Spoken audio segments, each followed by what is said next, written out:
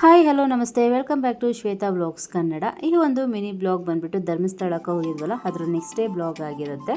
ಈ ಒಂದು ಬ್ಲಾಗಲ್ಲಿ ಏನಪ್ಪ ಅಂತ ಹೇಳಿದ್ರೆ ಸೋಮವಾರ ಫುಲ್ಲು ಟಯರ್ಡು, ಅಮಾವಾಸ್ಯೆ ಬೇರೆ ಆಗಿದೆ. ಏನಪ್ಪ ಮಾಡೋದು ಅಂತ ಹೇಳಿ ಅಂದ್ಕೊಂಡಿದ್ದೆ. ಆದರೂ ಕೂಡ ಏನು ಮಾಡೋದು, ಟಯರ್ಡ್ ಆದರೂ ಕೂಡ ಹೆಣ್ಮಕ್ಳ ಕರ್ತವ್ಯ ಏನಪ್ಪ ಅಂತ ಹೇಳಿದ್ರೆ ಪ್ರಸಾದ ಎಲ್ಲ ತಂದಿರ್ತೀವಿ, ಅದನ್ನು ಕೊಡಬೇಕು ಜನರಿಗೆ. ಯಾರೆಲ್ಲ ಪಾಪ ಅಲ್ಲಿಗೆ ಹೋಗೋಕ್ಕಾಗೋದಿಲ್ಲ, ಕೆಲವೊಬ್ಬರಿಗೆ ಪ್ರಸಾದ ಹಾರು ಸಿಕ್ಕಿರೋ ತುಂಬಾ ಖುಷಿ ಅಂತ ಅನಿಸಿರುತ್ತೆ.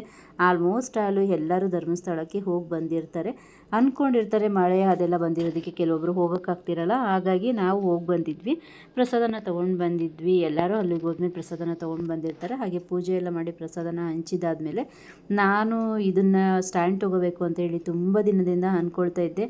ಈ ಸರಿ ನನಗೆ ಈ ಒಂದು ಸ್ಟ್ಯಾಂಡ್ ತೊಗೋಬೇಕು ಅಂತ ಯಾಕೆ ಅನ್ನಿಸ್ತೋ ಏನೋ ಗೊತ್ತಿಲ್ಲ, ತೊಗೊಂಡೇ ಬಿಟ್ಟೆ.